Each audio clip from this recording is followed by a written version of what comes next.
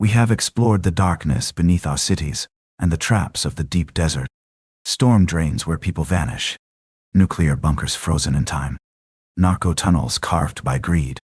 Abandoned mines that swallow searchers whole. But there is one underground environment that is even more unforgiving. Because it doesn't just trap you, it drowns you. Welcome to video 6 of our Subterranean World series. Tonight, we traveled to the edge of the world. The sea caves. These are nature's own dungeons, carved by the relentless power of the ocean over thousands of years, hollowed out by waves that never stop, never rest, never forgive. For centuries, they have been the hideouts of smugglers, pirates, and killers who know that the sea is the best accomplice. Here, the evidence washes away with the tide. The crime scene disappears twice a day. Bodies are battered beyond recognition. Forensics become impossible.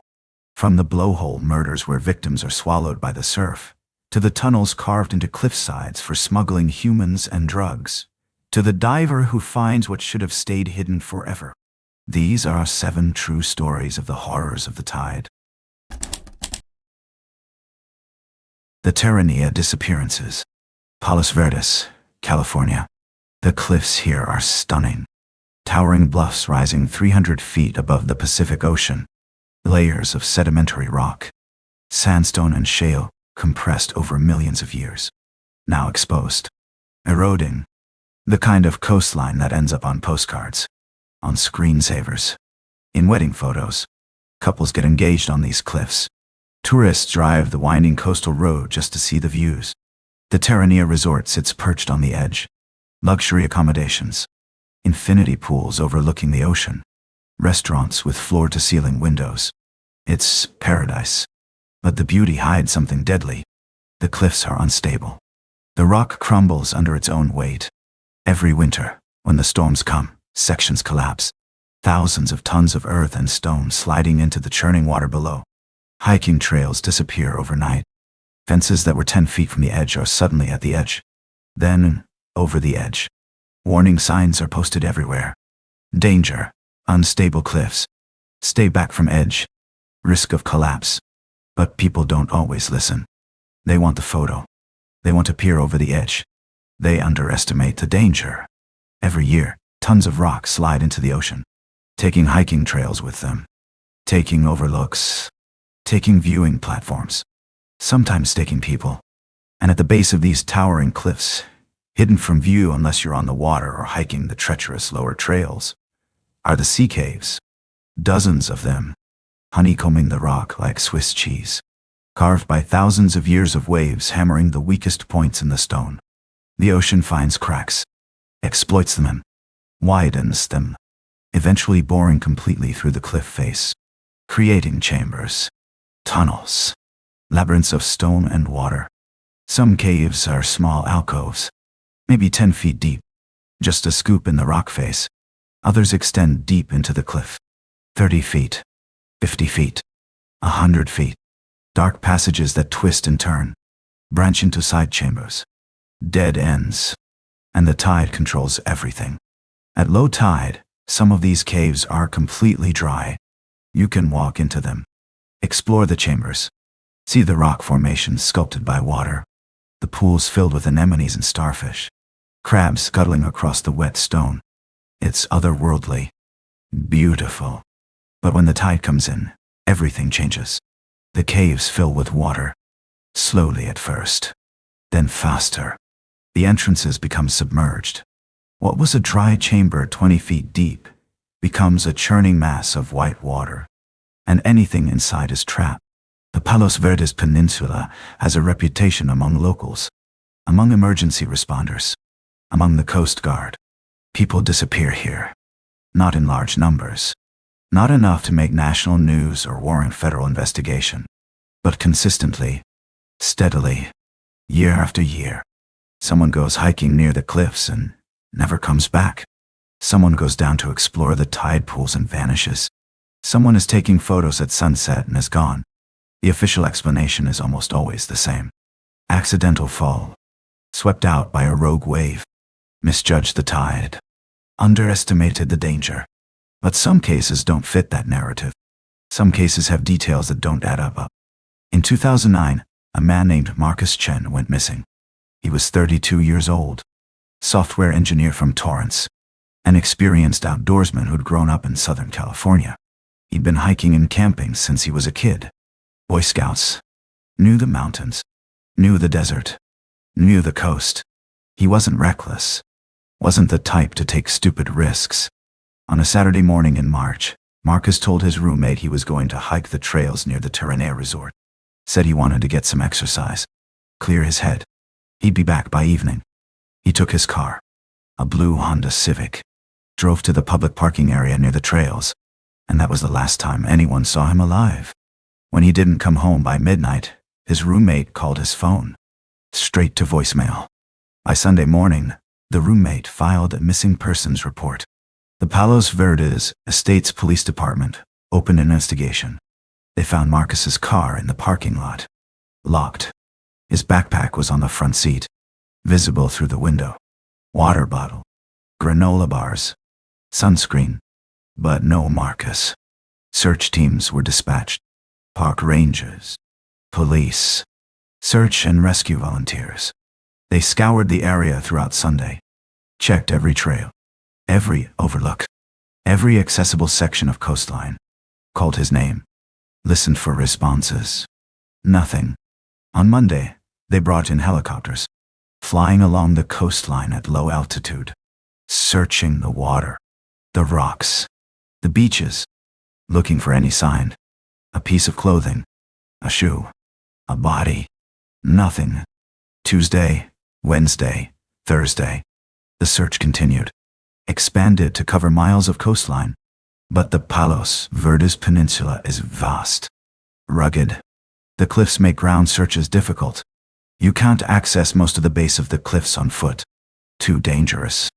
Too steep. You need boats or specialized climbing equipment. By the end of the second week, the official search was scaled back, reclassified as a recovery operation rather than a rescue. The assumption was that Marcus had fallen, that his body was in the ocean, that eventually it would wash up somewhere. But 3 weeks passed. No body, no evidence, no closure. Then, on a Wednesday afternoon, a kayaker made a discovery. His name was David Reeves, 45 years old. Experienced kayaker who frequently explored the coastline. He enjoyed paddling into the sea caves, seeing the geology up close, photographing the rock formations. He was paddling along the base of the cliffs, about a quarter-mile south of where Marcus's car had been found, and he decided to explore a cave he'd been in before. A larger cave. The entrance was maybe 15 feet wide at low tide. The cave extended back into the cliff about 40 feet, then narrowed into a passage he'd never fully explored. David paddled in. The light from the entrance illuminated the first chamber, but the back of the cave was dark. He turned on his headlamp, and that's when he saw it, wedged between two large rocks about 15 feet above the current water line. A body. David's stomach dropped. He stared for a moment, making sure he was seeing what he thought he was seeing. Then he immediately paddled back out, got far enough offshore to get cell service, and called 911. The Coast Guard responded within 30 minutes, but they had to wait for the tide. The cave was only safely accessible at low tide. Even then, it was dangerous. At high tide, the entire cave filled with water. Waves crashed against the back wall, creating powerful currents. Anyone in there would be battered, drowned. They waited 4 hours for the tide to drop. Then, a recovery team entered the cave. 2 Coast Guard rescue swimmers, a medical examiner, a detective from Palos Verdes Estates PD. They confirmed it was a body. Male. Caucasian. Approximately the right age. Wearing hiking clothes that matched the description of what Marcus had been wearing. His wallet was still in his pocket, waterlogged, but the ID was readable. Marcus Chen. But his condition made a visual identification nearly impossible. He'd been in that cave for 3 weeks, and the tide had worked on him. Twice a day, every 12 hours, the water would rise, fill the cave completely, lift the body from whatever perch it had landed on, slam it against the rocks, drag it across the barnacle-covered stone, then recede, leaving the body wherever it ended up, until the next tide. 12 hours later. Again. Again. Again. For 3 weeks.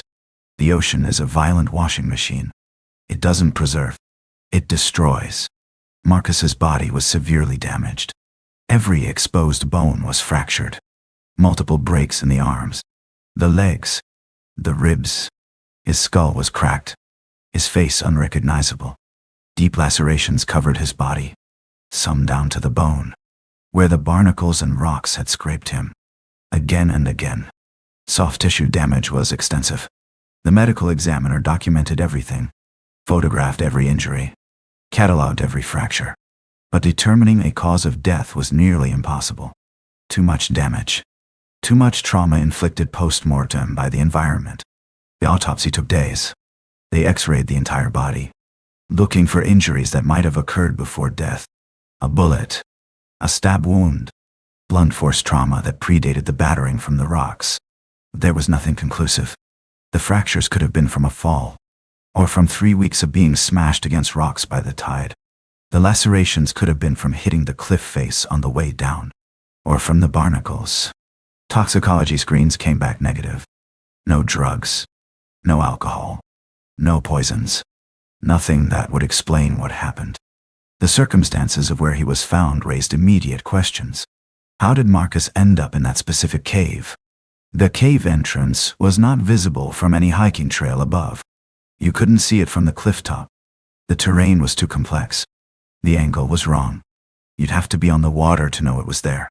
And you couldn't accidentally fall into it from above. The geometry didn't work. The cave was set back from the main cliff face, protected by an outcropping of rock. If you fell from the trail above, you'd hit the water, or hit the rocks at the base of the cliff. You wouldn't land inside a cave entrance that was recessed and sheltered. So how did he get there? Investigators developed several theories. Theory 1. Marcus had been climbing on the rocks near the water, exploring the tide pools. He found the cave entrance at low tide, entered to explore. A wave caught him, swept him deeper into the cave, slammed him against the rocks, killed him or knocked him unconscious. And when the tide came in, his body was trapped. But this theory had problems. Marcus's car was in the upper parking lot, near the trail heads, not near any beach access. To get down to the water level where the cave was, he would have had to hike down a steep, unofficial trail, then scramble over rocks for a quarter-mile. Possible. But why? He'd told his roommate he was going hiking, not exploring tide pools. And his shoes were wrong for rock scrambling. He was wearing trail runners, not water shoes. Theory 2. Marcus fell from the cliff above. The fall killed him, or rendered him unconscious. His body hit the water. The current carried him into the cave entrance, deposited him inside. But this theory also had problems. The current patterns didn't support it. The ocean flow along this section of coast is predominantly north to south. The cave entrance faced west. For a body to be carried inside, the currents would have to be moving in a very specific way. And there was no record of unusual surf or storm activity during the time Marcus disappeared. The ocean had been relatively calm. Theory 3. The one that investigators whispered about, but never officially pursued. Marcus didn't go into that cave alone. Or his body didn't. Someone took him there. Either while he was still alive, or after. The isolated location of the cave, the difficulty of access, the fact that most people didn't even know it existed, made it a perfect place to dispose of a body. If you knew about it, if you had access to a kayak or small boat, you could bring a body there at low tide, place it deep in the cave, and let the ocean do the work. Let the tide destroy the evidence. Batter the body until determining cause of death became impossible. But there was no proof. No evidence of foul play. No suspects. No motive. Marcus had no known enemies. No financial troubles. No relationship problems. He was employed. Stable. Planning a trip to Japan with friends in 2 months. Had just gotten a promotion at work. Why would anyone want to kill him? And why would he kill himself? The case was officially closed as an accidental death. Cause of death, undetermined. Manner of death, accident.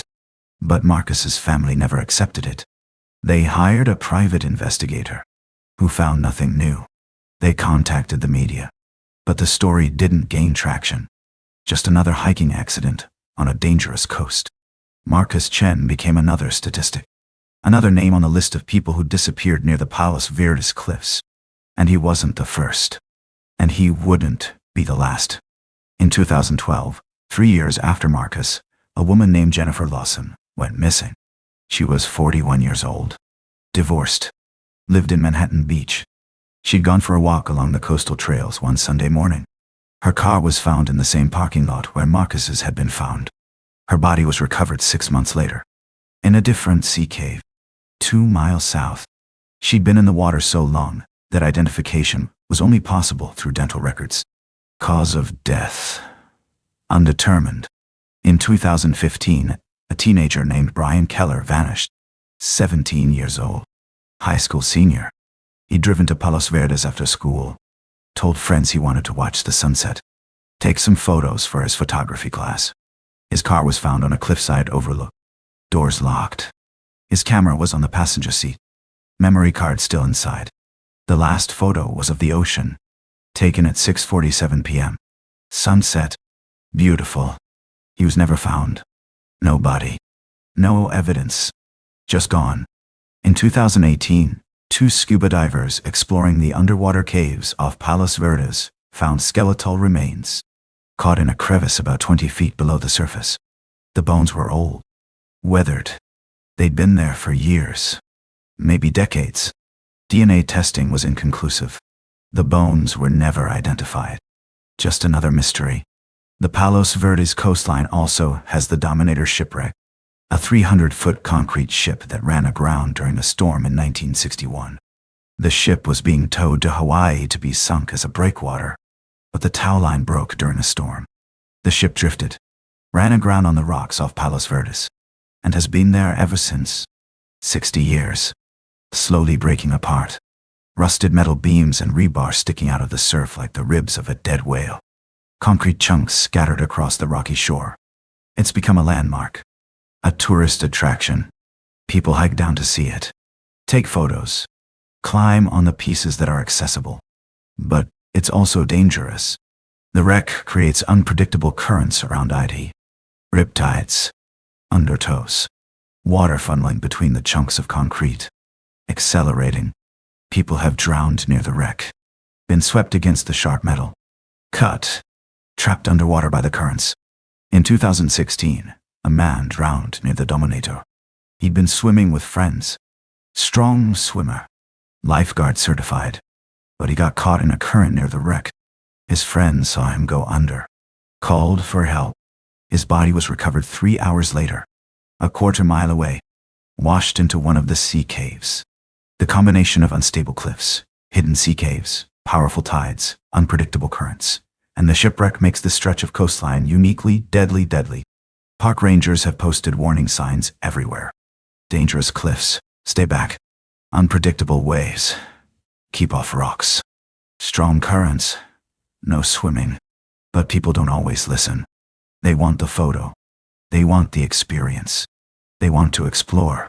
They underestimate the power of the ocean. One ranger who's worked the Palos Verdes area for 15 years described it as a siren song. The coast is beautiful, mesmerizing. The sound of the waves, the smell of salt air, the stunning views. It draws you in, makes you feel peaceful, safe, and then it kills you. People think they're being careful, he said in an interview. They think they're staying back from the edge, but the edge moves. The cliffs crumble. The waves reach farther than you expect. And once you're in the water, once you're in those caves, there's no getting out. The ocean doesn't let go. The sea caves of Palos Verdes remain, hidden at the base of the crumbling cliffs, filling and emptying with the tide twice a day. Dark, cold, silent, except for the crash of waves. Waiting. And every few years, they claim someone else. The Smuggler's Trap. The Mediterranean coast, Sicily. 1987. The coast of Sicily is ancient, dramatic. Limestone cliffs plunging 300 feet into the crystalline blue water of the Mediterranean. Fishing villages that have clung to these hillsides for 1,000 years. Whitewashed houses stacked on top of each other. Narrow streets too small for cars. Churches with bells that ring across the water. It's beautiful. Timeless. But it's also dangerous. And hidden in these cliffs, accessible only from the water, are the grottos. The sea caves. Some are famous. Tourist destinations. You can take boat tours from the villages. Grotta Azora. Grotta dello Smeraldo. The blue water illuminated by sunlight filtering through underwater openings. It's magical. People propose in these caves. Get married. Take honeymoon photos. But other grottos are known only to locals. To fishermen who've worked these waters for generations. Whose fathers and grandfathers worked these same water surf. Who know every rock. Every current. Every hidden cave. And to criminals. The Sicilian Mafia, La Cosa Nostra, has used these caves for over a century. During the wars between families in the early 1900s. During the fascist crackdowns in the 30s, when Mussolini tried to destroy the Mafia.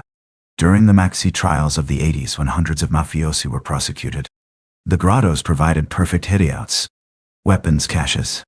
Meeting places. Execution sites. You couldn't reach most of them from land. The cliffs were too steep. Too dangerous. Only accessible by boat.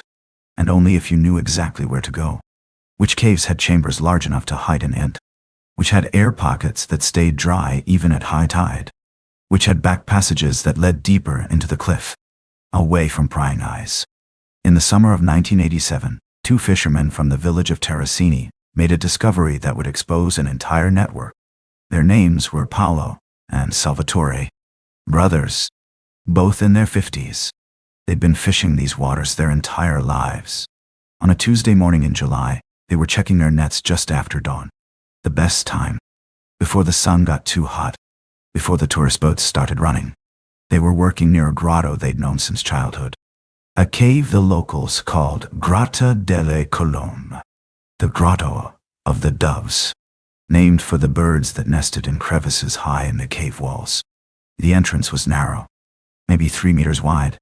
Hidden behind a jutting rock formation that made it invisible unless you were directly in front of it. You had to navigate carefully to avoid scraping your boat on the submerged rocks. Inside, the cave widened into a chamber. 20 meters deep. 10 meters wide. The ceiling rose to maybe 8 meters at the highest point. At high tide, the chamber was half flooded. At low tide, there was a rock shelf along one side where you could beach a small boat. The brothers had been in this cave hundreds of times over the years. Used it for shelter during sudden storms. Stored equipment there occasionally. It was familiar. Safe. But that morning, as they approached the entrance, they noticed something floating in the water. Just outside the cave mouth. Caught in the current. At first, Paolo thought it was a bundle of fishing net. Someone's lost gear. Or trash. A tarp. Maybe a sail. But as they motored closer, Salvatore saw what it really was. Paolo, stop the boat. What? Stop the damn boat. Paolo killed the engine. They drifted closer. And both men realized at the same moment. It was a body. Face down in the water. Arms spread. Floating. The brothers looked at each other. Neither spoke for a moment. Then Paolo grabbed his radio. Called the Carabinieri. The military police. Within an hour, the harbor at Terracini was filled with police boats. Carabinieri. Guardia Costiera. The Coast Guard. Investigators from Palermo. A recovery team pulled the body from the water. Male. Early 30s. Dark hair. Wearing jeans and a leather jacket. He'd been shot. Multiple times. 2 rounds to the chest. 1 to the back of the head. Execution style. His hands were bound behind his back with wire. Thin wire. Biting deep into the skin. His feet were tied together with the same wire. And attached to his feet was a concrete block. Roughly made. Poured into a bucket and allowed to harden. With a loop of rebar sticking out to tie the rope to. About 20 kilograms. Heavy enough to keep a body on the bottom. In theory. But something had gone wrong. Either the knot had failed. Or the wire had corroded in the salt water. Or fish had gnawed through it. And the body had floated free. Rising to the surface. where the current carried it out of the cave, into the open water, where the fishermen found it. The victim was identified through fingerprints within a day. His name was Giuseppe Marino, 32 years old, from Palermo, and he was connected to the Madonia crime family, one of the powerful mafia clans. Giuseppe had been missing for 3 weeks. His family had reported him gone, said he'd left the house one evening and never came back. They'd assumed he'd gone into hiding, or fled to the mainland to avoid a rival family, or been arrested under a false name. But he hadn't been hiding. He'd been executed and dumped in the Grotta dei Colombi. The discovery triggered a major investigation. The Carabinieri descended on the grotto, brought in specialized dive teams. They searched the cave thoroughly, the main chamber, the crevices, the dark water at the back where the cave narrowed into a flooded passage that extended another 15 meters into the cliff. And they found more. 3 more bodies, all on the bottom, all weighted with concrete blocks, all shot, all bound. They'd been there longer than Giuseppe. Months. One had been there for over a year.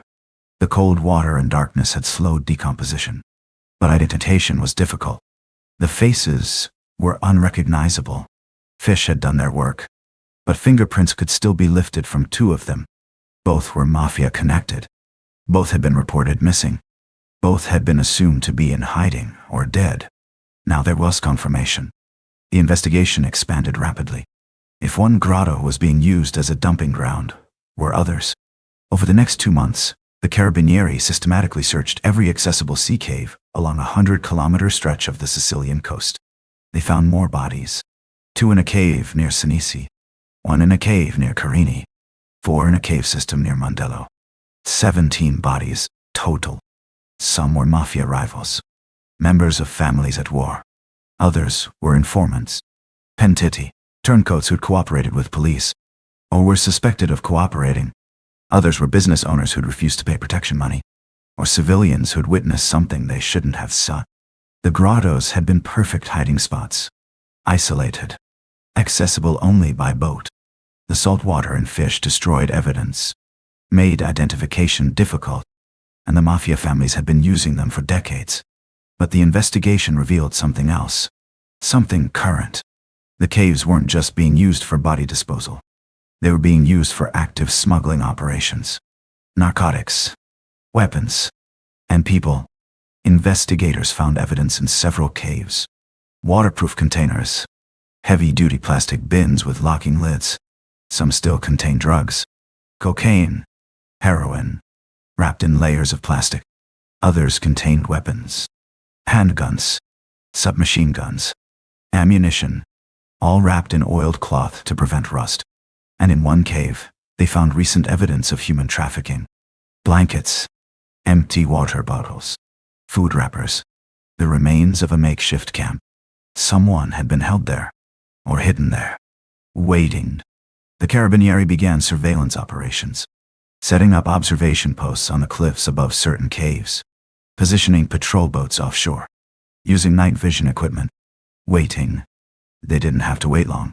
On a moonless night in September, a boat approached one of the caves under surveillance.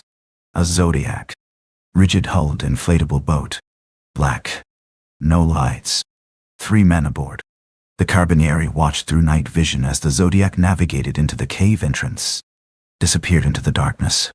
They waited 15 minutes, giving the smugglers time to offload whatever they were carrying. Then they moved in. 2 patrol boats, blocking the cave entrance, searchlights flooding the interior. Carabinieri, mani in alto. The smugglers panicked, tried to run deeper into the cave, but there was nowhere to go. The cave was a dead end. They were trapped. The bust yielded 50 kilograms of cocaine, street value approximately 5 million euros. And the 3 men, once arrested and facing serious prison time, started talking, gave up their network, names of contacts, other caves being used, drop schedules, the structure of the operation. It was sophisticated. The cocaine came from South America, Colombia mostly, shipped across the Atlantic on cargo vessels. The ships would anchor outside Italian territorial waters. Then smaller boats, Zodiacs or cigarette boats, would make the run to the coastie, navigate into the grottos at night, offload the drugs into waterproof containers, hide them in the caves, then leave. Later, another team would retrieve the drugs, transport them inland through networks of mafia-controlled businesses, distributed across Europe. The grottos provided perfect temporary storage, hidden, secure. No one would stumble onto them accidentally. You had to know exactly where they were. And the tide provided additional security.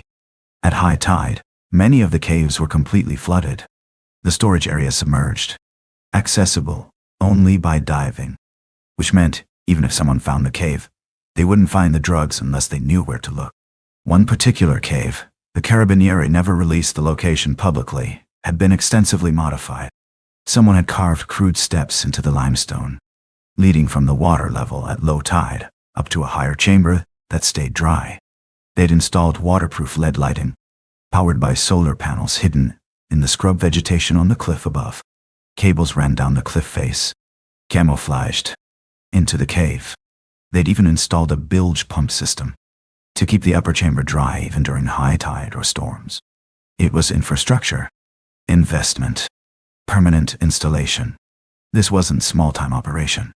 The investigation revealed that the system extended far beyond Sicily. Grottos along the entire Mediterranean coast were being used. Southern Italy, Calabria, Campania, Greece, southern Spain. Anywhere you had isolated, rugged coastline and sea caves. The logistics made sense from a criminal perspective. Ships from South America or North Africa would anchor offshore in international waters, beyond the jurisdiction of any coast guard. Small boats would make high-speed runs to the coast, navigate into caves using GPS coordinates, offload. The drugs would stay hidden in the case for days or weeks, until the heat died down, until the distribution network was ready. Then they'd be moved inland. The ocean provided cover. The caves provided storage. And if something went wrong, if police got too close, if a deal went bad, bodies ended up in the water, just like Giuseppe Marino, just like the 17 others found in those caves. The violence associated with these operations was extreme. The mafia doesn't tolerate mistakes, doesn't forgive betrayal. When rival groups tried to take over a cave, when someone skimmed from a shipment, when deals went bad, the resolution was always the same. A bullet, a concrete block, the cold, dark water of a grotto. The Grotta del Colombe case changed how Italian authorities monitored the coastline. Increased patrols, surveillance of known caves, undercover operations. They shut down the major smuggling routes, arrested dozens of people, seized millions of euros in drugs and weapons. But the coastline is vast. Thousands of caves, most unmapped. Impossible to watch them all. And the criminals adapted, moved to different caves, changed their schedules, used decoys, developed more sophisticated counter-surveillance. The game continued. To this day, grottos along the Mediterranean are still used for smuggling. Different organizations now.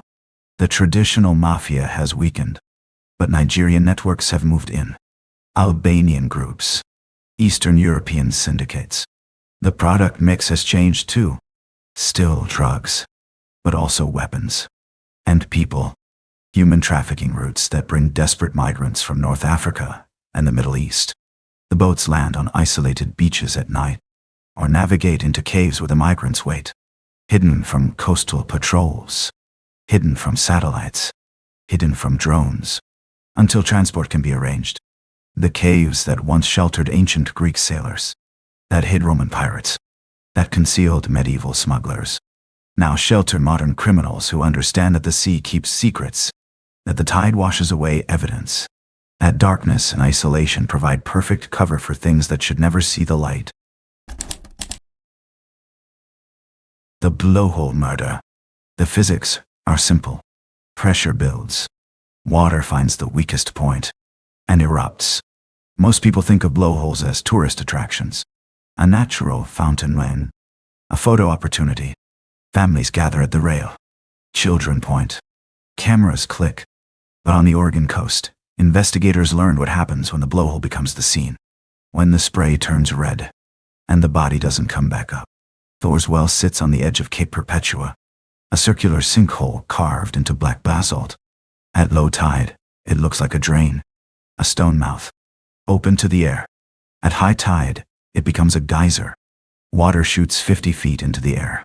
White foam, salt mist, the sound of a freight train. The National Forest Service installed a viewing platform in 2012. 4-foot metal rail. Warning signs in 3 languages. Most tourists respect the boundary.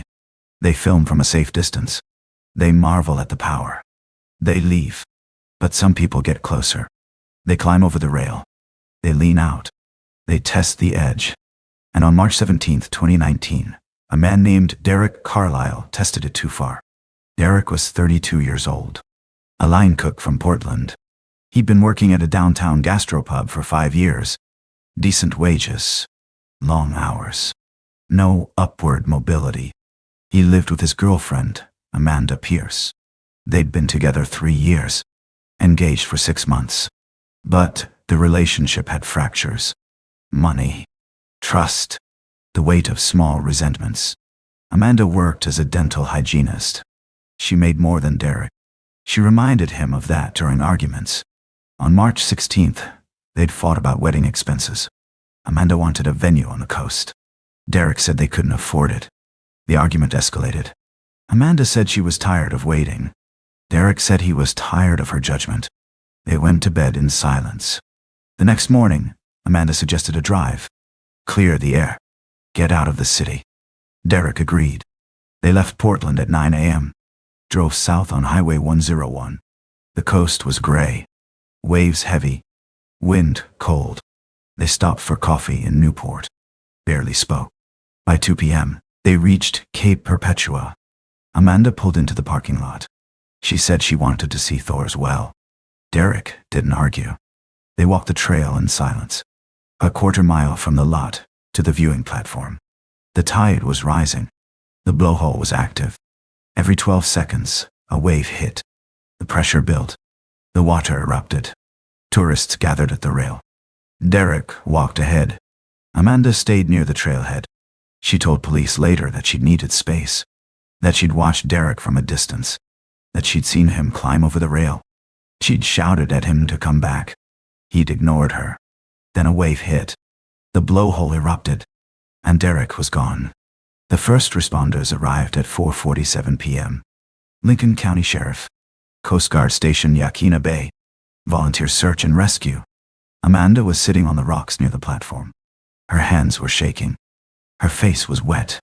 Salt spray or tears. It was hard to tell. She repeated the same story 3 times. Derek climbed over. She yelled. He fell. She didn't see him surface. The search team scanned the water below the blowhole. No body. No movement. Just foam and spray, and the gray churn of the Pacific. The blowhole was still active. High tide wouldn't peak for another hour.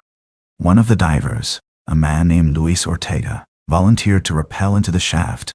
He'd done technical rescues before. Cave diving. Swift water. Confined spaces. He knew the risks. But he also knew that if Derek was wedged inside the blowhole, the body would be battered beyond recognition within hours. Luis wore a full harness. Helmet with a mounted light. A GoPro on his chest. The footage would later become evidence. He descended into the blowhole between surges. The team had timed the interval. 12 seconds between waves. Luis had maybe 20 seconds to get down and assess before the next surge. The walls were slick with algae. Barnacles scraped his wetsuit. He could hear the ocean below. A low rumble. Building like a bass note. He reached the bottom of the shaft. 15 feet down. The tunnel opened horizontally toward the sea. And there, wedged between 2 rocks, was Derek Carlisle. Face down. Arms bent at unnatural angles. His skull fractured. Blood in the water. Luis signaled up. The team tried to pull Derek out before the next surge. They didn't make it. The water came in fast. A wall of pressure. Luis barely got his line clear. The blowhole erupted. 50 feet of spray. Derek's body stayed trapped. It took another 2 hours to recover the remains. By then, Derek's ribs were shattered. his left arm dislocated, his lungs filled with seawater. The coroner ruled it accidental drowning with blunt force trauma. But the lead investigator, Deputy Marin Cross, wasn't convinced. Marin had been with the Lincoln County Sheriff's Office for 14 years. She'd worked drownings before. Fishermen swept off jetties. Kayakers capsized in surf zones. Tourists caught by sneaker waves. Most of them were accidents. But this one felt different. She reviewed the scene. Interviewed Amanda 3 times. The story stayed consistent. Derek climbed over the rail. Amanda shouted. Derek fell. But the details didn't add up. Derek had climbed over a 4-foot rail. He'd walked to the edge of an active blowhole during rising tide. He'd ignored his girlfriend's warnings. And then he'd fallen. Marin didn't buy it. She pulled the GoPro footage from Luis's dive. Watched it frame by frame. The position of Derek's body. The angle of his arms. The way his jacket was twisted up around his shoulder seat. It didn't look like a fall. It looked like a push. Marin ran Derek's financials. No debt. No gambling. No unusual transactions. She ran Amanda's. Same. Clean record. Stable job. No obvious motive. But then Marin checked Amanda's phone records. Text messages. Call logs. Social media. And she found something. Amanda had been texting someone else during the weeks before the trip. A co-worker named Jason Lowe. The texts were flirtatious. Intimate. Planning. Marin brought Amanda back in. This time, Amanda's lawyer was present. Marin asked about Jason. Amanda admitted they'd been seeing each other for 2 months. She said Derek didn't know. She said it was just texting. Nothing physical. Marin didn't believe her. But she didn't have enough to charge her. Not yet. Then something unexpected surfaced. The recovery. A witness came forward. A woman named Claire Voss. She'd been hiking the coastal trail that afternoon. She'd stopped near Thor's well to take photos. She'd seen a couple arguing by the rail. She'd watched the man climb over. And she'd seen the woman reach out. Not to pull him back, but to push. Claire hadn't reported it immediately. She'd thought it was an accident. But after seeing the news coverage, she'd replayed the moment in her mind. She was certain. The woman had pushed him. Marin interviewed Claire 4 times. Showed her photos of Amanda. Claire confirmed. That was the woman. Marin arrested Amanda Pierce on April 2nd, 2019. Charged with second-degree murder. Amanda's lawyer argued it was circumstantial. Claire's testimony was subjective. The GoPro footage was inconclusive. But the text messages painted a picture. Amanda and Jason had talked about being together. About Derek being in the way. About how much easier life would be without him. The case went to trial in August 2020. The prosecution argued premeditation. Amanda had lured Derek to the coast, picked a remote location, waited for the right moment, and shoved him into the blowhole. The defense argued it was an accident. That Derek had been reckless. That Amanda had tried to stop him. That Claire Voss had misinterpreted what she'd seen. The jury deliberated for 6 days. They found Amanda Pierce guilty of second-degree murder. She was sentenced to 18 years in prison. No parole for 12. Jason Lowe testified at the trial. He claimed he didn't know Amanda was planning anything. He said the texts were just fantasy. That he never thought she'd act. The district attorney didn't believe him. But there wasn't enough evidence to charge him as an accessory. Jason moved out of state 3 months after the trial. He changed his phone number. Deleted his social media. Disappeared. Thor's Well is still a tourist destination. The Forest Service installed higher rails in 2021. More warning signs. Cameras monitoring the platform. But people still climb over. They still lean out. They still think the ocean is predictable. Deputy Marin Cross visits the site once a year.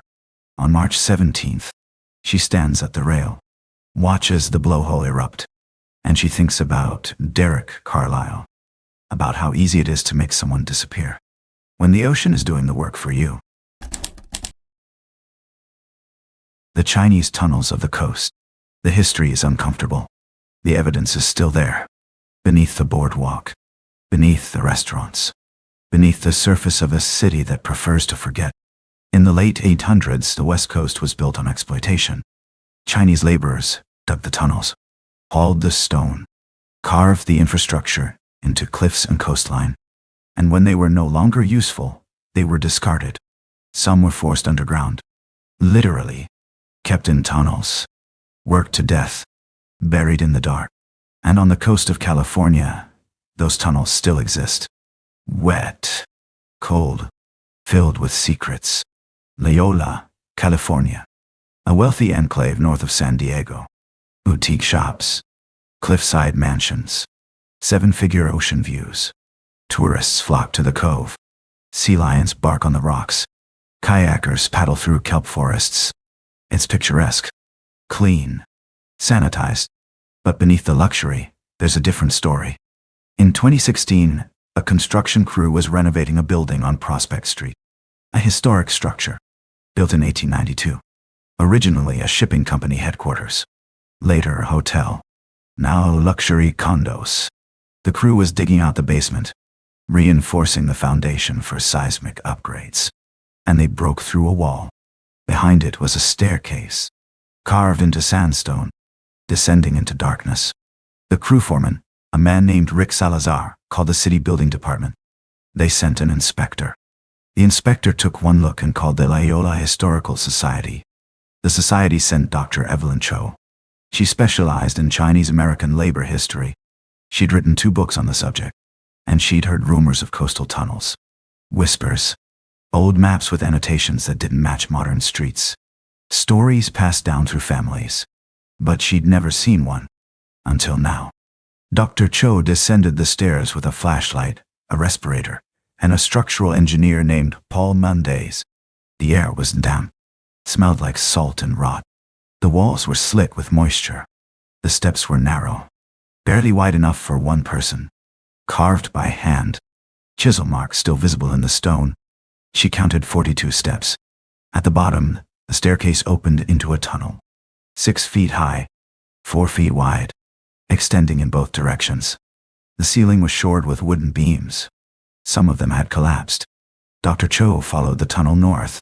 It sloped downward, toward the ocean. After 200 feet, she reached a grate. Rusted iron, bolted into the rock with heavy rivets. Beyond it, she could see daylight. The tunnel opened into a sea cave, a natural chamber carved by the tide. Waves lapped at the entrance. The grate had been installed to prevent entry from the seaside, to keep people in, not out. Dr. Cho realized what she was looking at. A forced labor passage, a smuggling route, or worse, a prison. Dr. Cho brought in a full team. Archaeologists, structural engineers, a forensic anthropologist named Dr. Luis Mendez. No relation to Paul. They mapped the tunnel system over 3 weeks. It wasn't just one passage. It was a network. The tunnel connected 3 buildings on Prospect Street to the sea cave below. The route was deliberate. The construction was professional, engineered, and the evidence suggested it had been used for decades. Dr. Luis Mendez found bones, human remains, scattered in a side passage that had been sealed with rubble. He worked carefully, brushing away dirt, cataloging fragments. He recovered remains from at least 4 individuals, all male, ages estimated between 20 and 40. Bone density suggested manual labor. Malnutrition, stress fractures in the vertebrae, consistent with carrying heavy loads. Cause of death was impossible to determine. The remains were too degraded, but the location told the story. They'd been left in the dark, sealed in, forgotten. Dr. Cho uncovered records from the Loyola Historical Society archives. In 1893, a group of Chinese workers had gone missing. 14 men. They'd been employed by Pacific Freight and Shipping, housed in a dormitory on Prospect Street. The company ledger recorded their disappearance in a single line. Labor departed March 9 without notice. No investigation was conducted. No search was mounted. No family contacted. The workers were erased. But Dr. Cho found something else. A letter, written in Cantonese, dated March 8, 1893, one day before the official disappearance. The letter was addressed to a family in Guangdong province. It was never sent. It was found tucked into a crack in the tunnel wall. The translation read, We are not allowed to leave. The stairs are locked. We work at night. We carry boxes to the cave.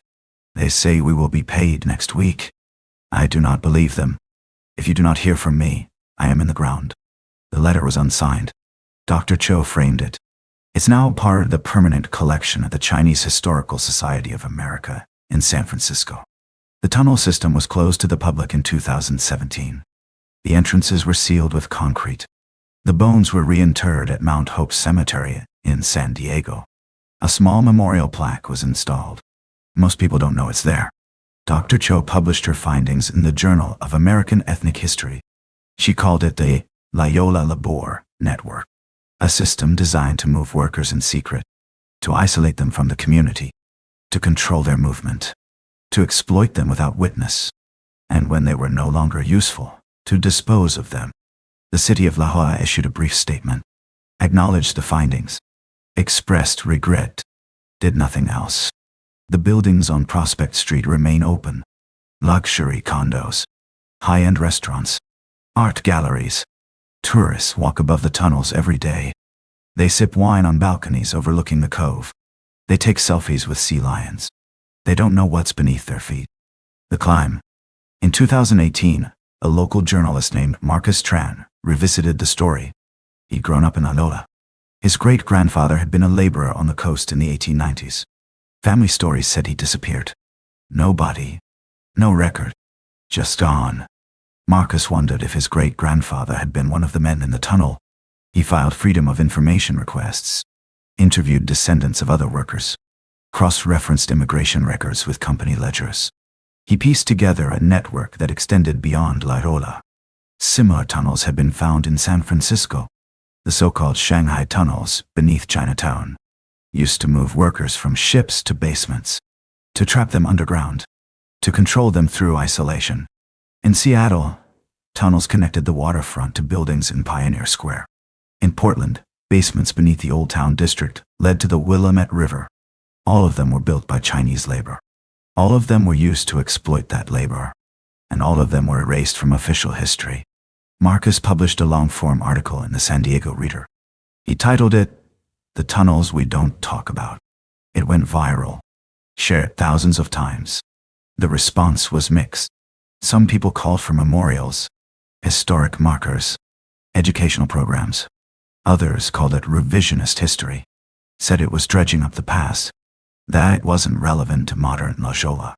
Marcus received death threats, hate mail. His editor stood by the piece. But Marcus moved to Portland 6 months later. He said he couldn't live in Loyola anymore, not knowing what was underneath. Dr. Cho says the tunnel system wasn't unique. It was efficient, brutal, entirely legal at the time. The Chinese Exclusion Act of 1882 made Chinese immigration illegal, but it didn't stop labor demand. So workers were smuggled, moved through tunnels, kept hidden, worked to death. And when they died, they were left in the dark. She says the tunnels are a reminder. That convenience has a cost. That infrastructure is built on bodies. And that history doesn't disappear. It just gets buried. The rising water. The rule is simple. Know the tide. Check the forecast. Respect the timeline. But most people don't. They see a sea cave at low tide. They see an adventure, a photo opportunity, an Instagram moment. They don't see the clock. And when the water rises, it doesn't warn you. It doesn't give you time to reconsider. It doesn't negotiate. It just fills the space. And you either get out, or you don't. Bandon, Oregon. August 5th, 2017. 4 college students decided to explore the sea caves along Coquille Point. They were in town for a weekend camping trip. Drove down from Eugene. Pitched tents at Bullard's Beach State Park. Spent the morning hiking. By afternoon, they were looking for something different. One of them had read about the sea caves online. Accessible at low tide. Beautiful rock formations. Tidal pools. It sounded safe. The group consisted of Tyler Grant, 21 years old, a junior studying business. Mia Ruiz, 20 years old, a psychology major. Jason Chen, 22 years old, engineering. Stephanie Wald, 20 years old, pre-med. They were smart, responsible. None of them had a record. None of them were reckless. They just didn't know the ocean. They parked at the Coquille Point trailhead at 2:15 p.m. Walked down to the beach. The tide was out. The sand was wet and firm. The sea caves were visible. Dark openings in the cliff face. Tyler led the group to the largest entrance. 20 feet wide, 12 feet high. The floor was sandy. Pools of seawater reflected the sky. They walked inside. The cave extended 300 feet into the cliff. The ceiling was low in places. They had to duck. The floor was uneven. Rocks and tidal debris. Kelp. Shells. Driftwood. They followed the passage to the back. It opened into a chamber. 20 feet across. 15 feet high. Smooth walls. The ceiling had a natural dome. Light filtered in from the entrance. It felt safe. Sheltered. Cool. They decided to stay for a while. Tyler had brought a cooler. Beer. Sandwiches. Chips. They set up on a flat rock in the center of the chamber. Mia took photos. Jason checked his phone. No signal. Stephanie noticed a dark line on the wall, 8 feet above the floor. She asked what it was. Tyler said it was probably from high tide. Jason said they were fine. Low tide was at 3:15 p.m. They had hours. They didn't check a tide chart. They didn't know that high tide was at 9:45 p.m. They didn't know the cave filled completely. They didn't see the watermark for what it was. A warning. At 4 p.m., Mia noticed the water. It was creeping in from the entrance. Slow at first. Just a thin sheet. Spreading across the sand. She pointed it out. Tyler said it was normal. Just the tide coming back in. They'd leave in a bit. But the water kept coming. By 4:30 p.m., it was ankle deep. By 4:45 p.m., it was at their shins. Jason stood up. He said they should go. Now. They gathered their things. Left the cooler. Walked toward the entrance. The water was waist deep. The current was strong. Mia tried to push through. The water knocked her sideways. She stumbled. Jason grabbed her arm. Pulled her back. Stephanie tried. The current was stronger. She couldn't get through the opening. The water was rushing in. Like a river. Tyler tried. He got 5 feet. A wave hit. Knocked him back. He returned to the chamber. His voice was shaking. We're trapped. They tried to call for help. No signal. They tried to wait it out. The water kept rising. By 5 p.m., it had reached their knees. By 6 p.m., it was at their waists. By 7 p.m., they were standing on a ledge at the back of the chamber, pressed against the wall. The watermark was now at eye level. They realized the chamber would fill completely. Mia was crying. Jason was trying to find a way up. Tyler kept saying they'd be okay. That someone would come. Stephanie was silent. She was staring at the watermark. She was doing the math. The water would reach the ceiling. They would drown. The sound, the noise was overwhelming. The tide roared through the entrance. Waves crashed against the walls. The echo made it impossible to think, to hear each other, to plan. At 8 p.m., the water reached their chests. They were treading water. Their legs were cramping. The cold was unbearable. 52 degrees. Their core temperatures were dropping. Hypothermia was setting in. At 9 p.m., the water reached their necks. They were pressed against the ceiling, tilting their heads back, gasping for air. Mia was hyperventilating. Jason was holding her. Stephanie was praying. Tyler was trying to stay calm, but his teeth were chattering. His lips were blue. And then the tide began to turn. The cold. The water didn't drain fast. It took hours. By 10 p.m., it had dropped 6 inches. By 11 p.m., it was at their chests. By midnight, it was at their waists. They could stand, but they couldn't move. Their legs were numb. Their muscles were cramped. They held onto each other, shivering, silent, waiting. By 1 a.m., the water had dropped to their knees. By 2 a.m., it was ankle deep. By 3 a.m., they could walk. They stumbled out of the cave, hypothermic, exhausted, barely conscious. They collapsed on the beach. Tyler tried to call 911. His fingers wouldn't work. Jason managed to dial. The call went through. Coast Guard Station, Coquille River dispatched a helicopter. They arrived at 3:32 a.m. The 4 students were airlifted to Bay Area Hospital in Coos Bay. All 4 survived. But Jason Chen lost 2 toes to frostbite. Stephanie Wall developed pneumonia. Spent a week in ICU. Mia Ruiz had nightmares for months. Couldn't sleep. Couldn't be in close spaces. Tyler Grant never went near the ocean again. He transferred to a school in Arizona. He said he couldn't handle the sound of waves. The cave is still accessible at low tide. The Oregon Parks and Recreation Department installed a warning sign in 2018. It reads, "Danger. Cave floods at high tide. Check tide charts before entering. People have died here. Most people ignore it. Every summer, someone gets trapped. Most of them get out. But not all." In 2019, a man named David Ochoa entered the same cave. He was alone. He was visiting from California. He wanted to see the rock formations. He didn't check the tide. He didn't tell anyone where he was going.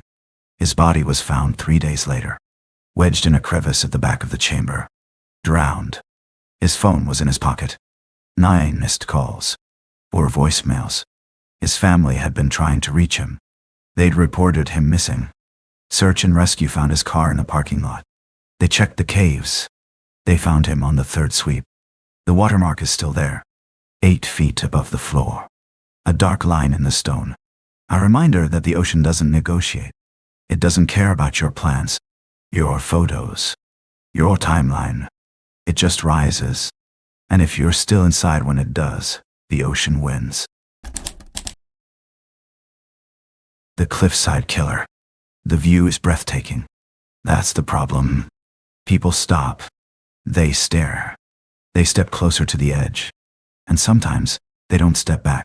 The cliffs along the Pacific Coast Highway are famous. Scenic overlooks. Pullouts every few miles. Tourists park. Take photos. Propose. Celebrate anniversaries. Watch the sunset. They think the beauty makes it safe. They forget that gravity doesn't care about the view. And along the stretch between Big Sur and Carmel, investigators have learned that the line between accident and murder can be as thin as a single push, as silent as a moment, as final as the rocks below. Big Sur, California. Highway 1. Mile marker 43. A pullout overlooking the ocean. No guardrail. Just gravel. A few feet of dirt. Then a 200-foot drop to jagged rocks and white foam below. The spot is popular. One of the most photographed locations on the coast. Sunset views. Crashing waves. Sea stacks rising from the surf like ancient sentinels. Cypress trees bent by decades of wind. On a clear day, you can see 30 miles south, all the way to Point Lobo. The ocean stretches endlessly.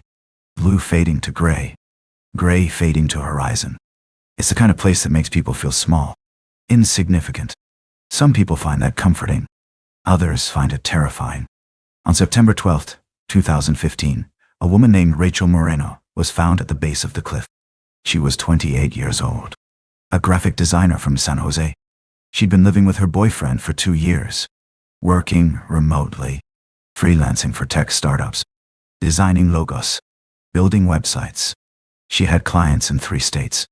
She'd been reported missing 2 days earlier by her mother, Gloria Moreno. Gloria had called Rachel 4 times. No answer. She'd driven to Rachel's apartment. No one home. The door was locked. Rachel's car was gone. Gloria called the police. Filed a missing persons report. The police ran Rachel's plates. Found her car at mile marker 43. Engine off. Keys in the ignition. Purse on the passenger seat. Wallet inside. Credit cards. Cash. Phone on the dashboard. Fully charged. No damage to the vehicle. No signs of a struggle. Just an empty car. And a 200-foot drop.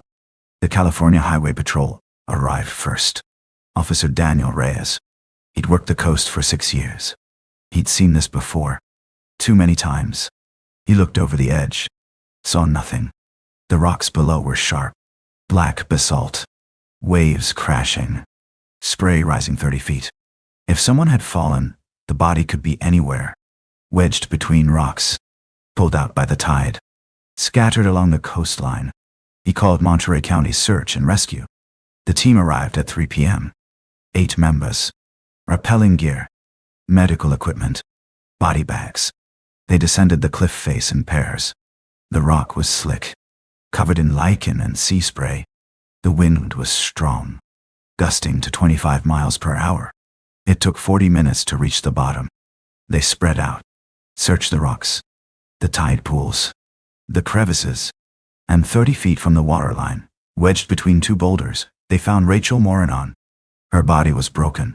Her skull was fractured. Multiple points of impact. Frontal bone, parietal bone, occipital bone. Her spine was broken at the T7 vertebra. Her pelvis shattered. Her left arm was severed below the elbow. The limb was found 15 feet away, tangled in kelp. Her right leg was bent at an unnatural angle. Compound fracture. Tibia exposed. The team leader, a man named Marcus Fell, examined the body. He'd done this for 12 years. He knew what a fall looked like. The injuries were consistent, but something felt wrong. He radioed up, requested the coroner, and a detective. The coroner arrived at 5 p.m. Dr. Sandra Vega. She'd worked Monterey County for 20 years. She examined Rachel on site, documented the injuries, took photos. She estimated Rachel had been there for 36 hours, based on decomposition, rigor mortis, lividity, body temperature. The autopsy would confirm. But Dr. Vega noticed something immediately. Bruising on Rachel's upper arms. Bilateral. Symmetrical. 4 distinct marks on the right arm. 3 on the left. Finger-shaped. Oval. Deep. Perimortem. Someone had grabbed Rachel. Hard. Right before she fell. Dr. Vega took close-up photos. Measured the bruises. Documented the spacing. She'd seen this pattern before. In domestic violence cases, in assault cases, in homicides staged as accidents. The bruises told a story. Someone had held Rachel, and someone had let go, or pushed. The lead investigator was Detective Elaine Vasquez from the Monterey County Sheriff's Office. She'd worked the coast for 12 years. Homicides, missing persons, suspicious deaths. She knew the cliffs. She knew the patterns. Every year, someone fell. Hikers who got too close. Photographers chasing the perfect shot. Drunk tourists who misjudged the edge. Suicides during the holidays. Depression. Financial ruin. Relationship breakdowns. Most of them were accidents. Some were intentional. But Rachel's bruises told a different story. Someone had been with her. Someone had touched her. And someone had walked away. Detective Vasquez interviewed Rachel's family first. Her mother, Gloria Moreno, 53 years old, a teacher in San Jose. She said Rachel had been happy, planning a trip to Portugal. She'd renewed her passport 2 weeks earlier, booked flights for November, reserved an Airbnb in Lisbon. She'd been excited, talking about it constantly. Gloria said Rachel had no reason to hurt herself, no history of depression. No psychiatric hospitalizations. No suicide attempts. No medications. No therapy. Rachel was stable. Successful. Looking forward. Detective Vasquez interviewed Rachel's sister, Daniela Moreno, 25 years old, a nursing student. She said Rachel had been stressed lately. Work deadlines. Client demands. But nothing unusual. Daniela said Rachel had mentioned her boyfriend, Marcus Lang. She said things had been tense. They'd been fighting. About money. About the future. About commitment. Marcus wanted to move in together permanently. Buy a house. Rachel wasn't sure. She wanted to keep her independence. Daniela said Rachel had been questioning the relationship, wondering if Marcus was the right person. But she hadn't made any decisions. She was just thinking. Detective Vasquez interviewed Rachel's co-workers. 3 different design firms. Everyone said the same thing. Rachel was talented, reliable, professional. No conflicts. No drama. No red flags. But one coworker, a woman named Lisa Chen, mentioned something. She said Rachel had come to her office 2 weeks earlier. Rachel had been upset. She'd found messages on Marcus's laptop. Messages to another woman. Flirtatious. Intimate. Lisa said Rachel felt betrayed. She confronted Marcus. He denied it at first. Then, admitted it. He said it didn't mean anything. He said he'd end it. Rachel didn't believe him. Lisa said Rachel was planning to end the relationship. She just hadn't figured out the logistics yet. Detective Vasquez brought in Marcus Lang. He was 29 years old. Software engineer. Worked for a startup in Mountain View. Lived with Rachel in a 2-bedroom apartment in San Jose. Clean record. No priors. No history of violence. No complaints. He came to the station voluntarily. Sat in the interview room. Detective Vasquez asked him to explain his whereabouts on September 10th. Marcus said he'd been home in San Jose. All night. Rachel had driven up the coast alone. She'd been stressed about work. Needed space. He said he'd stayed home. Watched Netflix. Ordered takeout. Went to bed around 11 p.m. He woke up the next morning. Rachel wasn't home. He assumed she'd stayed somewhere overnight. A hotel. A friend's place. He didn't worry. Not until Gloria called him, asking if he'd seen Rachel. That's when he got scared. Detective Vasquez asked if he'd tried to call Rachel. Marcus said yes. 3 times. No answer. Detective Vasquez asked if he'd driven up the coast to look for her. Marcus said no. He thought she wanted space. He didn't want to crowd her. Detective Vasquez thanked him. Told him to stay available. Marcus left. But Detective Vasquez didn't believe him.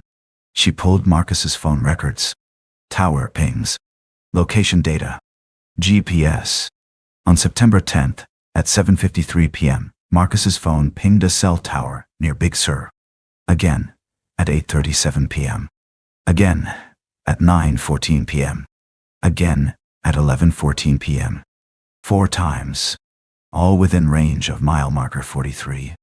Marcus had lied. He'd been at the scene. The night Rachel died. Detective Vasquez brought Marcus back in. This time, she had evidence.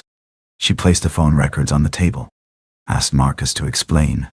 Marcus stared at the records. His hands started shaking. He looked at the door. Then, at Detective Vasquez. He said he'd forgotten. He had driven to Big Sur. Rachel had called him earlier that day. She'd been crying. She said she couldn't do this anymore. He thought she meant the relationship. He got worried. He drove up to find her. He found her car at the pullout. She was standing near the edge, looking out at the ocean. He walked over, called her name. She turned around. Marcus said they talked. Rachel said she felt trapped. He asked what she meant. She said she couldn't trust him anymore. She'd seen the messages. She knew about Jenna. Marcus tried to explain. He said it was a mistake. He said he'd end it. Rachel said it was too late. She'd already decided. She was done. Marcus said he got angry. He grabbed her arms, tried to make her listen. Rachel pulled away, stepped back. She was too close to the edge. He tried to pull her forward. She resisted. They struggled. And then she slipped. She fell.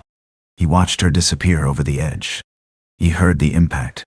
He stood there for maybe a minute, frozen. Then he panicked. He didn't know what to do. He didn't call 911. He just left. He drove home. He didn't sleep. He waited for someone to find her. Detective Vasquez let him finish. She asked why he'd lied. Marcus said he was scared. He thought people would blame him. Detective Vasquez said they did. She asked if there was anything else he wanted to tell her. Marcus said no. That was the truth. He swore. Detective Vasquez arrested Marcus Lang on September 18, 2015. Charged with involuntary manslaughter. She didn't believe his story. But she didn't have enough for murder. Not yet. Marcus posted bail. $50,000. His parents paid. He went home. Waited for trial. But Detective Vasquez kept investigating. She pulled Marcus's full phone records. Not just the tower pings. The actual data. Text messages. Emails. App usage. Social media. She found messages between Marcus and another woman, Jenna Cho, a UX designer, 26 years old, lived in Palo Alto. The messages started in February. Professional, networking, conference small talk. By March, they were personal, compliments, flirtation. By April, they were planning to meet, coffee, dinner, drinks. By June, they were sleeping together. Marcus had been cheating on Rachel for 4 months. Messages painted a picture. Marcus complaining about Rachel, saying she was controlling, saying she didn't understand him, saying he felt trapped. Jenna sympathizing, encouraging him to leave, offering support. By August, they were talking about a future together. Marcus said he was going to end things with Rachel. He just needed the right moment. Jenna said she'd wait. Detective Vasquez interviewed Jenna Cho. Jenna confirmed the affair. She said Marcus had told her he was in an unhappy relationship, that Rachel was emotionally manipulative, that she threatened to hurt herself whenever he tried to leave. Jenna believed him. She thought she was helping him escape a toxic situation. But after Rachel's death, Jenna started questioning things. Marcus had told her Rachel jumped, that it wasn't his fault, that he tried to stop her. But Marcus wasn't grieving. He wasn't devastated. He was relieved. 3 weeks after Rachel died, Marcus asked Jenna to move in with him. Jenna said she needed time. Marcus got angry. He said she was abandoning him. He said she'd promised to be there. Jenna ended the relationship. She said something felt wrong.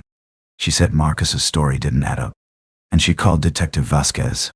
The district attorney upgraded the charges. Second-degree murder. The case went to trial in March 2016. The prosecution argued premeditation.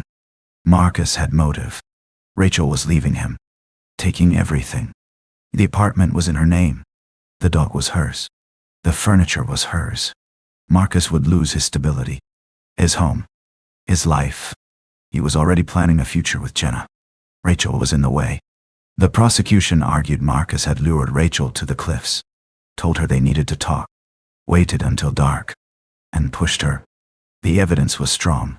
The phone records placed Marcus at the scene. The timeline fit. The bruises on Rachel's arms matched Marcus's grip. Dr. Paul Hendricks, a biomechanics expert, testified. He'd analyzed over 200 fall cases, accidents, suicides, homicides. He examined the bruising patterns on Rachel's arms, the angle, the pressure, the distribution, the spacing between finger marks. He testified that the bruises were consistent with someone being pushed, not pulled. The grip was forward-facing, both hands on the upper arms, thumbs toward the body, fingers pointing outward, a shoving motion, propelling forward. If Marcus had been trying to pull Rachel back, the grip would have been reversed, thumbs pointing outward, fingers curled inward, pulling toward himself. But the bruises showed the opposite. Marcus had been pushing Rachel away, toward the edge, not pulling her back. The defense argued it was a tragic accident, that Rachel had been suicidal, that Marcus had tried to save her, that the bruises were from his attempt to restrain her. The defense brought in a psychiatrist, Dr. Alan Foster. He testified that Rachel's behavior in the weeks before her death was consistent with suicidal ideation. The sudden trip to the coast, the emotional phone call, the proximity to the edge. He said it fit the pattern, but the prosecution countered. They brought in Rachel's therapist, a woman named Dr. Nina Patel. She testified that Rachel had been seeing her for work-related stress, anxiety about deadlines, client management, not depression, not suicidal thoughts. Rachel had been angry about Marcus's affair, not hopeless. She'd been planning her future. Portugal, new clients, a new apartment. She was moving forward, not ending. The jury deliberated for 9 days. They were deadlocked, 8-4, in favor of conviction, but not unanimous. The judge declared a mistrial. The district attorney refiled charges. The second trial began in October 2016. This time the prosecution had a new witness, a man named David Lee, 34 years old, a software developer from Sacramento. He'd been camping near mile marker 43 the night Rachel died. He'd set up his tent in a grove of cypress trees a quarter-mile south of the pullout. He'd been walking back from the beach around 9 p.m., carrying his fishing gear. He'd heard voices, a man and a woman, arguing. The woman's voice was loud, desperate, pleading. She was saying, "Let go of me. Stop. You're hurting me." Then silence. Then footsteps, gravel crunching. Then a car engine. David didn't think much of it at the time. Couples argued. It wasn't his business. He went back to his tent, went to sleep, packed up the next morning, drove back to Sacramento. But 6 months later, David's sister saw a news article about the mystery. She recognized the location. She told David. David looked up the case, saw Marcus's photo. He recognized him. That was the man he'd seen, standing at the edge of the pullout, alone, looking down, for maybe 30 seconds, then walking back to his car. A dark sedan, Honda Accord. David called the district attorney's office, left a message.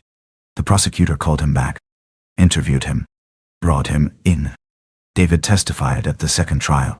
The defense tried to discredit him, asked why he hadn't come forward earlier. David said he didn't know it mattered. He didn't know someone had died. The defense asked if he was certain about the timeline. David said yes. He checked his phone after hearing the argument. 9:07 p.m. He remembered because he'd been expecting a call from his wife. The defense asked if he could positively identify the man. David said yes. He'd been 15 feet away. The parking lot had overhead lighting. He saw the man's face. It was Marcus Lang. No doubt. The jury found Marcus Lang guilty of second-degree murder. He was sentenced to 25 years to life. No parole for 20 years. Marcus appealed. Claimed ineffective counsel. Claimed prosecutorial misconduct. Claimed the witness testimony was unreliable. The appeal was denied. The conviction stood. Marcus is currently incarcerated at Salinas Valley State Prison. He maintains his innocence. He writes letters to journalists, to podcasters, to documentary filmmakers, claiming he's wrongfully convicted, claiming Rachel jumped, claiming the system failed him. No one believes him. Rachel's family buried her at Oak Hill Memorial Park in San Jose. Her mother, Gloria Moreno, started a foundation, Cliffside Safety Awareness. They installed memorial plaques at dangerous overlooks along Highway 1. They lobbied the state legislature for guardrails, warning signs, better lighting, emergency call boxes. So far, they've raised over $200,000. They've installed 6 plaques, 3 guardrails, 2 emergency call boxes. But the coast is long. 300 miles of cliffs. The budget is limited, and the work continues. Detective Vasquez retired in 2022.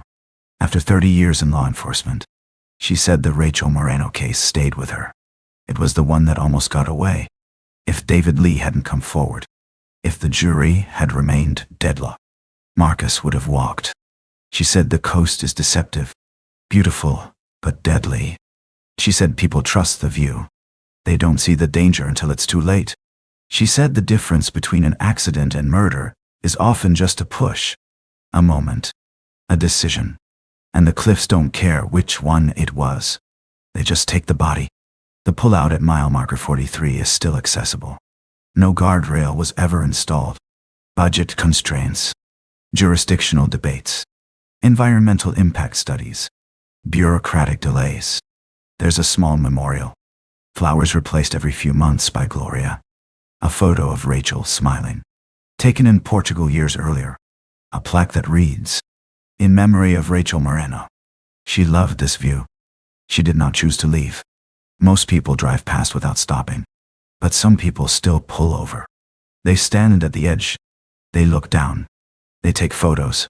And they wonder how far the drop really is, and whether the person beside them can be trusted.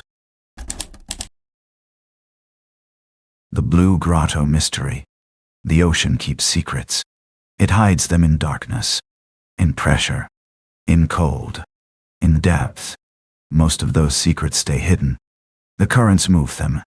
The silt covers them. The fish pick them clean. The crabs scatter the bones. The kelp tangles around them, and the ocean goes on. Indifferent, vast, endless, patient. But sometimes, a diver finds something, and the secret comes back, surfacing after months, after years, after everyone stopped looking. Monterey Bay, California. Point Lobos State Natural Reserve. One of the most popular dive sites on the West Coast. A protected marine area. Crystal, clear water. Towering kelp forests that sway like underwater cathedrals. Harbor seals. Sea otters. Leopard sharks. Visibility up to 60 feet on a calm day. Sometimes 80. Divers come from all over the world. Japan, Australia, Europe, South America, to explore the underwater canyons, the rock formations carved by millennia of current, the marine life, and the sea caves. Dozens of them, scattered along the coastline, some shallow, some deep, some named, some forgotten. On July 23, 2018, a recreational diver named Colin Hayes was exploring a submerged sea cave known locally as the Blue Grotto. The cave sits at 40 feet depth, just beyond the kelp line, 100 yards offshore from Weston Beach. The entrance is narrow, 6 feet wide, 4 feet high. You have to duck to get in. Remove your tank if you're wearing a larger model. The interior opens into a chamber, 20 feet across, quince feet high, roughly oval. Light filters in through cracks in the ceiling, natural fissures in the rock, refracted through the water, scattering in beams. It glows blue, ethereal, otherworldly, beautiful, hence the name, the Blue Grotto. Colin was an experienced diver, 43 years old, a high school biology teacher from Santa Cruz. He'd been diving for 15 years, over 500 log dives, advanced open water certified, nitrox certified, rescue diver certified, deep diver specialty, wreck diver specialty. He'd been diving Point Lobos for 10 years. He knew the sights, the routes, the hazards, the currents, the seasons. He dove with a buddy, a man named Sam Ortiz, 38 years old, an engineer from San Jose. They'd been friends since college. They dove together twice a month. Always planned their dives, always checked conditions, always followed protocols. They entered the water at 10 a.m. The conditions were perfect. No wind, no surge it. Visibility at 50 feet. Water temperature 54 degrees. They wore 7mm wetsuits, hoods, gloves, boots. They descended slowly, equalizing pressure every few feet. They followed the coastline, past the kelp, past the rocks, to the entrance of the Blue Grotto. Colin signaled. Sam nodded. They entered. The tunnel was dark. They switched on their lights. The beams cut through the blue, illuminating particles suspended in the water. Plankton, algae. They finned slowly, careful not to kick up silt. They reached the chamber. The blue light was stunning. Colin signaled to Sam, pointed up. The cracks in the ceiling looked like lightning, frozen in stone. Sam took a photo. His camera flash lit up the chamber. Then Colin saw something at the bottom. A shape, dark against the sandy floor. Unnatural. Out of place. Wrong. He finned closer, descended another 10 feet, and he realized what he was looking at. It was a body, weighted down with a chain, wrapped twice around the torso, attached to a cinder block. 40 pounds, maybe more. The body was in advanced decomposition, bloated from internal gases. The skin had sloughed off in patches, exposing gray-green tissue, muscle, bone. The face was unrecognizable. Eyes gone, eaten by crabs. Lips gone, nose collapsed. But the clothing was intact. Jeans, a black hoodie, white sneakers, the laces still tied, the hood pulled up. Colin felt his pulse spike. His breathing accelerated. He forced himself to calm down. He signaled to Sam, pointed down. Sam finned over, saw the body. His eyes went wide behind his mask. Colin pointed up. They surfaced, Colin and Sam swam back to shore, pulled off their fins, ran up the beach. Colin's hands were shaking. He pulled his phone from the dry bag, called 911 dirty coin. Dispatch answered. Colin explained. He was diving. Point Lobos. The Blue Grotto. He found a body. Weighted down. Chained. Definitely dead. Definitely suspicious. The dispatcher stayed on the line. Told them to wait. Don't go back in the water. Officers are on the way. The Monterey County Sheriff's Office dive team arrived at 1:15 p.m. 4 divers. Lieutenant Maria Santos, Deputy Kyle Freeman, Deputy James Ochoa, Deputy Rebecca Tran. A boat, recovery equipment, underwater cameras, high-powered lights, cutting tools, body bags. They suited up, triple-checked their gear, descended into the Blue Grotto. The chain was looped twice around the chest, under the arms, secured with a heavy-duty padlock. Industrial grade. Brass. Rust-resistant. The cinder block was standard construction material. 8 inches by 8 inches by 16 inches. 40 pounds. It had kept the body submerged. Prevented it from floating. From drifting. From surfacing. The body had been there for weeks. Maybe months. Lieutenant Santos examined the scene. Took photos. Measured distances. Documented the position. She signaled to Deputy Freeman. He brought over the bolt cutters. They cut the chain. 2 cuts. The chain fell away. They carefully lifted the body, placed it in a recovery bag, zipped it closed. Deputy Ochoa attached a lift bag, inflated it slowly. The body rose to the surface. The team followed. They loaded the body onto the boat. The coroner's van was waiting at the boat launch. Whalers Cove, 2 miles north. The body was transported to Natividad Medical Center in Salinas. Autopsy scheduled for 8 a.m. the next day. Dr. Maureen Lim performed the autopsy. She'd been the Monterey County coroner for 18 years. Over 3,000 autopsies. Accidents. Suicides. Homicides. Natural deaths. She'd seen everything.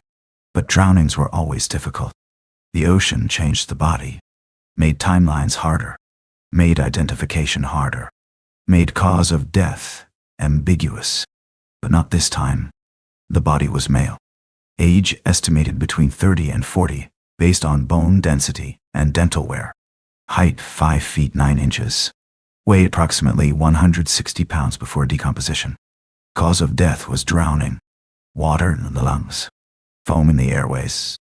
Diatoms in the bone marrow, consistent with saltwater drowning. But there were other injuries. Blunt force trauma to the back of the head. Depressed skull fracture. 2 inches in diameter. Circular. Per mortem. Inflicted before or at the time of death. Ligature marks on the wrists. Deep. Worn into the skin. Consistent with zip ties. Pulled tight. Worn over time. Hours.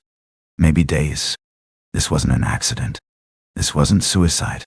This was murder. Torture. Execution. The forensic team processed the clothing. They photographed everything. Documented every detail. They found a wallet in the front pocket of the jeans. Waterlogged. Leather degraded. Falling apart. But the ID was still readable. California driver's license. Laminated. Protected by the plastic. The body was identified as Anthony Michael Cruz. 34 years old. Date of birth, March 15th, 1984. Last known address, 42, Sanborn Road, Apartment 3, Salinas, California. Reported missing on May 2nd, 2018, 82 days earlier. Detective Brian Park took the case. He'd been with Monterey County Homicide for 9 years. 17 murder investigations. 14 convictions. 2 acquittals. 1 cold case. He'd worked gang violence, drug-related murders, domestic homicides, robbery homicides. He knew the players, the networks, the patterns. He knew Anthony Cruz. Not personally, but by reputation, by file, by rap sheet. Anthony had a record. First arrest at 16. Possession of marijuana. Dismissed. Second arrest at 18. Possession with intent to distribute. Convicted. Probation. Third arrest at 22. Assault with a deadly weapon. Convicted.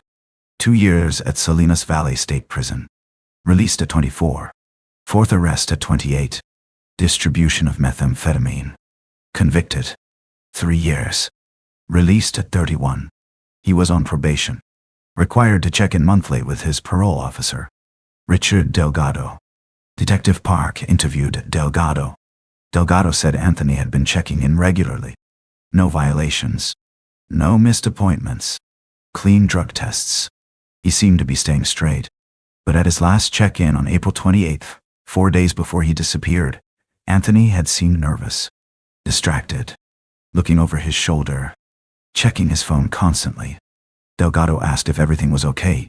Anthony said yes. Then he asked about witness protection program. How they worked. Who qualified. What the process was. Delgado told him to contact the district attorney's office if he had information. Anthony said he'd think about it. That was the last time Delgado saw him. Detective Park pulled Anthony's phone records. The last call was made on May 1st at 11:47 p.m. 4-minute duration. To a number registered to a man named Luis Alberto Vega, 31 years old. Known associate of the Norteño gang. A street gang with ties to the Nuestra Familia prison gang. Linked to drug trafficking operations along the Monterrey coast. Heroin.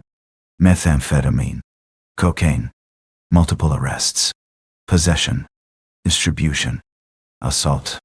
2 convictions. Currently on parole. Detective Park brought Luis in for questioning. Luis came with his lawyer. Public defender, Rebecca Tran. They sat in the interview room. Luis denied everything. Said he didn't know Anthony Cruz. Didn't recognize the name. Didn't recognize the photo. Didn't recognize the number. Said his phone had been stolen 2 months ago. Filed a report. Got a new SIM card. Must have been someone else using his number. Detective Park showed him the phone records. Luis shrugged. Said it didn't prove anything. Could have been anyone. But Detective Park had more.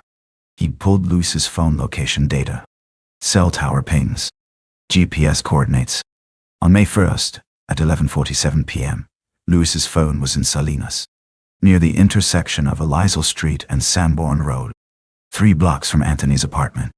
At midnight, it pinged a tower near Highway 1, heading west. At 12:30 a.m., it pinged a tower near Point Lobos, coast. At 1:15 a.m., it pinged the same tower. Still there. At 2 a.m., it was back in Salinas. The timeline matched. Luis had driven to the coast, spent 45 minutes there, and driven back. The exact window when Anthony disappeared. Detective Park obtained a search warrant.